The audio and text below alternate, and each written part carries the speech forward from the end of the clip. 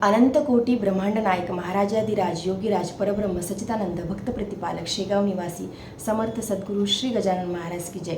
नमस्कार. जय गजानन. तुमच्या सगळ्यांचं आपल्या चॅनलमध्ये खूप खूप स्वागत आहे. श्री गजानन महाराजांची आपण भक्ती करत आहोत. आपण आध्यात्मिक मार्गावरती आहोत.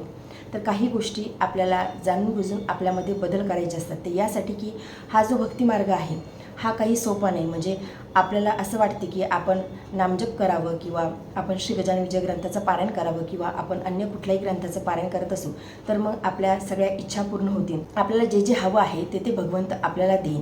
तर हे खरं आहे की आपल्याला जे जे हवं आहे ते भगवंत आपल्याला देतो. जे काही भौतिक सुख आहे तर ते सुद्धा भगवंत आपल्याला देतो. पण यामध्ये एक सगळ्यात मोठी आपली परीक्षा असते. एका भक्ताची एक परीक्षा अशी असते की आपल्याला सतत काही ना काहीतरी अडचणी समोर येत असतात आणि त्या अडचणीमधून आपल्याला असं वाटते कधी कधी की आपण यामधून बाहेर पडू शकणार नाही. पण आपण इथेच चूक करतो. आपण आपल्या श्री गजानन महाराजांवरती संपूर्ण विश्वास ठेवत नाही की महाराज मला यामधून काढतील. आणि जेव्हा कुठली परिस्थिती आपल्या जीवनामध्ये येते त्यावेळी आपण विचलित होतो, आपण डगमगतो आणि आपला मग विश्वास हळूहळू कमी होत जातो. म्हणजे मला अशाही कमेंट्स भरपूर येतात. म्हणजे पॉझिटिव्ह रिस्पॉन्स खूप छान येतात श्री गजानन महाराजांच्याबद्दल. निगेटिव्ह कमेंट्स कमी येतात. तरीसुद्धा निगेटिव्ह कमेंट्स येतात की या देवाने माझं काही चांगलं केलेलं नाही. परंतु आपण इथे एक गोष्ट विसरतो की आपले काही प्रारब्ध असतात, आपले काही संचित असतात. त्यामुळे ह्या गोष्टी होत असतात. आणि ज्यांचा महाराजांवरती विश्वास नाही त्यांना मग आपण असं वेगळं काही सांगू शकत नाही.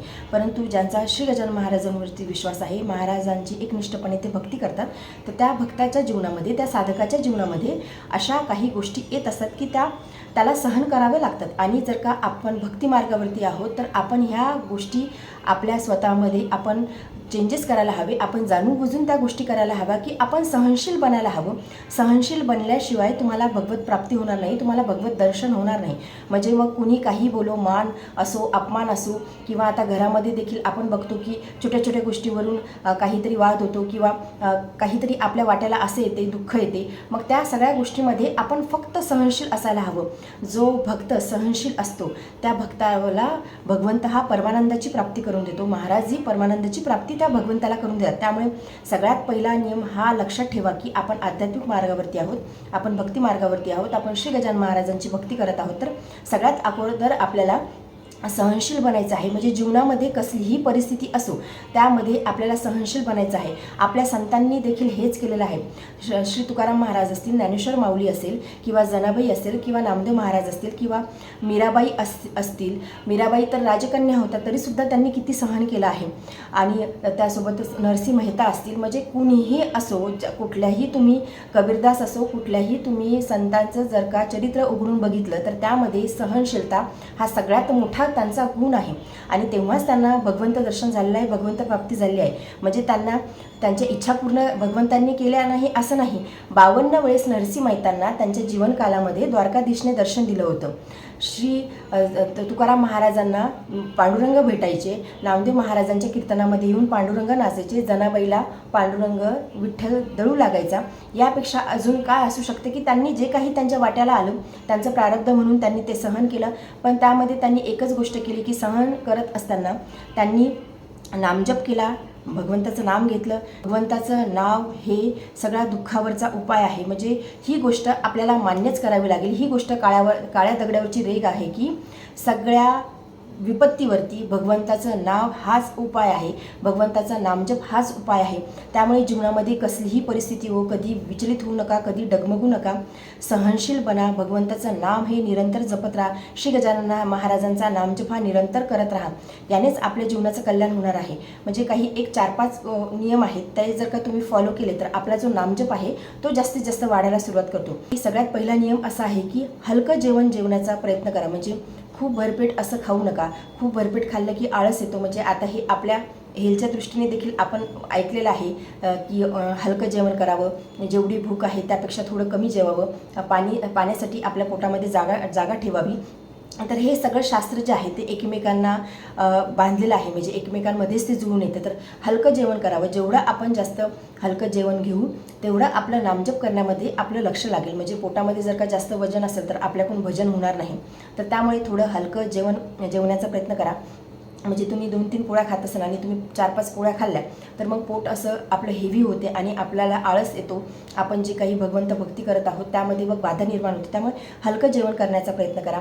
आपल्या श्वासावरती कंटिन्यू नियंत्रण ठेवा. म्हणजे आपण असंही प्राणायाम वगैरे आपण बघतो, मेडिटेशन वगैरे करतो, तर ते यासाठीच की आपली ध्यानधारणा जी आहे, जी आपली भक्ती आहे ती अधिक जास्त पुष्ट होण्यासाठी. त्यामुळे श्वास घेताना फास्ट घेऊ नका, थोडं हळूहळू श्वास घेण्याचा प्रयत्न करा, जेणेकरून आपल्या प्राणावरती आपलं लक्ष राहील आणि प्रत्येक श्वासापरत आपण नामजप करू शकू.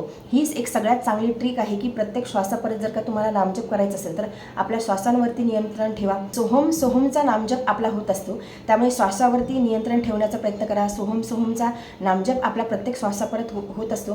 त्यामुळे प्रत्येक श्वासापरत जर का तुम्हाला श्री गजानन महाराजांचा नामजप करायचा असेल तर श्वास कंट्रोल करणं सगळ्यात जास्त गरजेचं आहे.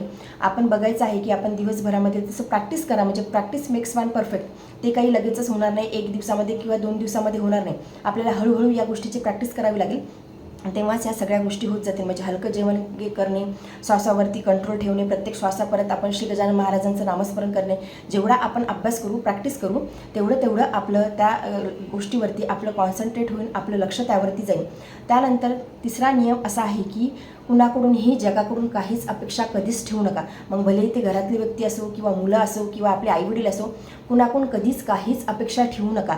जेव्हा आपण अपेक्षा विरहित जगायला सुरुवात करतो, म्हणजे तुम्ही कुणाला काही मदत केली, समजा आता शेजारी आहेत, त्यांचं काहीतरी काम तुमच्याकडे पडलं, तुम्ही त्यांना मदत केली, मग आपली भावना कशी असते, अरे मी तर त्यावेळी तिला मदत केली होती, मग तिनेसुद्धा मला आता माझ्या या अडचणीच्या काळात, किंवा मी तिला वाटीभर साखर दिली होती, मी तिला थोडंसं काही मागायला गेली तर तिने मला नाही म्हटलं. तर ही जी आपली अपेक्षा असते ना, म्हणजे एक मी साधं उदाहरण तुम्हाला दिलं, परंतु मोठ्या मोठ्या गोष्टीमध्ये देखील अपेक्षा विरहित जगायला सुरुवात करा. अपेक्षा ठेवायची असेल तर तुम्ही श्री गजानन महाराजांकडून अपेक्षा ठेवा. या व्यतिरिक्त तुम्ही जगाकडून अपेक्षा ठेवायला जाऊ नका. तुमचा अपेक्षा भंगच होणार आहे. जग हे असंच असते की आपण एखादी गोष्ट जर का रडून सांगत असू तर ते रडून आपल्यासोबत ऐकतात, परंतु हसून ते बाहेर जगाला सांगतात. त्यामुळे तुम्हाला इथे अपेक्षा भंगच मिळणार आहे. त्यामुळे कधीही कुणाकडून कधीही अपेक्षा ठेवू नका. अपेक्षा ठेवायची असेल तर आपल्या भगवंताकडून अपेक्षा ठेवा, किंवा तुमचे जे कोणते इष्ट दैवत असेल तुम्ही त्यांच्याकडून अपेक्षा ठेवा.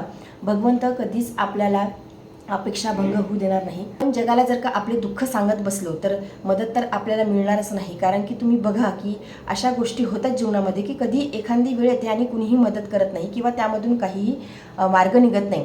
असं द्रौपदीसारखं व्हायला नको आपलं, की म्हणजे द्रौपदीने सगळ्यात शेवटी भगवान श्रीकृष्णाला द्वारकाधीशला आवाज दिला होता, तेव्हा द्वारकाधीश आले आणि एवढं मोठ्या द्रौपदीला संकटामधून वाचवलं. म्हणजे भगवंताशिवाय आपल्याला तारणारं कुणी नाही. हे सगळे काही आपल्यासमोर जे काही दाखले असतात किंवा जे पुराणामधले दाखले असतात ते यासाठीच मानवाला सुचवण्यासाठीच असतात की तुम्ही कुणाकडूनही मदत मागू नका. एका हरीशिवाय, एका भगवंताशिवाय, महाराजांच्या शिवाय आपल्याला कुणीही मदत करणारा नाही. त्यामुळे तुम्हाला मदत मागायचीच असेल तर तुम्ही श्री गजानन महाराजांकडे आर्त हाक मारून तुम्ही मदत मागू शकता. त्यानंतर चौथा नियम असा आहे की कुणालाही मनातलं कधीच काही सांगू नका.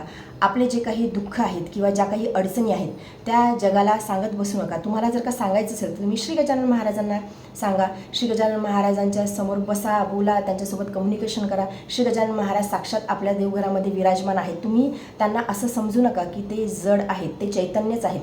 म्हणजे श्री गजानन महाराज शेगावमध्ये आपल्यासाठी आहेत, तसेच श्री गजानन महाराज आपल्या देवघरामध्ये आपल्यासाठी आहेत, आपल्या हृदयामध्ये विराजमान आहेत. त्यामुळे तुम्ही त्यांना चैतन्य समजा. म्हणजे आपल्याला असं वाटते की महाराजांची आपण मूर्ती ठेवली आहे, महाराजांचा विग्रह आहे, मग तो बोलतो कुठे, तो चालतो कुठे, परंतु अशीच भावना त्यांच्या ठिकाणी ठेवा. आपण भावना तशी ठेवत नाही. आपण भावना अशी ठेवतो की ते चालत नाहीत, बोलत नाही, परंतु अशीच भावना ठेवा की त्यांना देखील भूक लागते, त्यांना देखील गरमी होते, ते देखील चैतन्य देवघरामध्ये विराजमान आहेत, मी त्यांच्याच घरामध्ये राहत आहोत, हे सगळं काही आहे हे त्यांचंच आहे. अशी भावना ठेवून जेव्हा तुम्ही श्री गजानन महाराजांची भक्ती करायला लागाल तेव्हा तुम्हाला जाणवेल महाराजांची अनुभूती, महाराजांचे अनुभव तुम्हाला तेव्हा जाणवायला सुरुवात होतील. समजा की साक्षात श्री गजानन महाराज देवघरामध्ये विराजमान आहेत आणि तुम्ही त्यांच्यासोबत कम्युनिकेशन करा. तुमचे जे काही दुःख असतील, अडचणी असतील ते तुम्ही श्री गजानन महाराजांना बोलून दाखवा. बघा तुम्हाला तुमच्या जीवनातल्या ज्या काही गोष्टी आहेत त्या पूर्ण झालेल्या नक्कीच दिसतील, कारण की साक्षात श्री गजानन महाराज आपल्यासोबत आहे. मग आपल्याला चिंता करायची गरज नाही. सगळ्या विपत्तीवरचं एकच उपाय आहे, ते म्हणजे आपल्या श्री गजानन महाराजांचं चिंतन. त्यामुळे चिंता न करता श्री गजानन महाराजांचं चिंतन करायला सुरुवात करा. निरंतर महाराजांचा नामजप करा. स्वतःमध्ये एवढी सहनशीलता निर्माण करा की जीवनामध्ये कसलीही परिस्थिती असो त्यामध्ये आपण काहीही म्हणजे बोलायचं नाही, किंवा जीवनामध्ये कसलीही परिस्थिती असो ती सहन करायची. फक्त जे काही तुमचं असेल ते तुम्ही श्री गजानन महाराजांना बोलून दाखवा की महाराज बाबा बघा, हे असं असं आयुष्यामध्ये चालू आहे, प्लीज बघा, मला या सगळ्यातून तुम्ही मुक्त करा. तुम्हाला श्री गजानन महाराजांच्या व्यतिरिक्त कुणीही मदतीचा हात देणार नाही, साथ देणार नाही. मग बाकी तुम्ही जगामध्ये कुठेही जरी गेलात तरीसुद्धा. त्यामुळे सतत आपण महाराजांचं निरंतर नामजप करावा. महाराजांच्या चरणाशी आपली भक्ती समर्पित करावी. महाराजांना शरणागत होऊनच महाराजांच्या चरणाशी भक्ती करावी. तेव्हाच आपल्या जीवनाचं महाराज कल्याण करणार आहेत. फक्त आपण भक्ती करत आहोत परंतु त्यामध्ये भाव नाही. आपला भाव हा शुद्ध पवित्र हवा. 100% पूर्ण शरणागत होऊन आपण महाराजांच्या चरणाशी असायला हवं. आणि आपण जर का शरणागती महाराजांच्या चरणाशी पकडला आहोत असं जर का आपण स्वतःला म्हणत आहोत तर मग आपल्या मनामध्ये कुठलीही परिस्थिती असो त्यामध्ये किंतु परंतु करायची गरज नाही.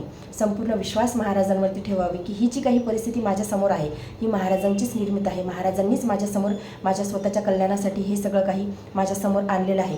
एवढा शुद्ध भाव जर आपला असेल तर नक्कीच श्री गजानन महाराजांची प्राप्ती, श्री गजानन महाराजांच्या चरणाची प्राप्ती आपल्याला या जीवनामध्ये होईल आणि महाराजांची कृपादृष्टी सदैव आपल्यावरती राहील. महाराज आपल्या जीवनाचं कल्याण करतील, महाराज आपला उद्धार करतील. तर आजच्या व्हिडिओमध्ये एवढेच. व्हिडिओ जर तुम्हाला आवडला असेल तर व्हिडिओ लाईक करा. चॅनलवरती नवीन असेल तर चॅनलला सबस्क्राईब करा. जय गजानन. धन्यवाद.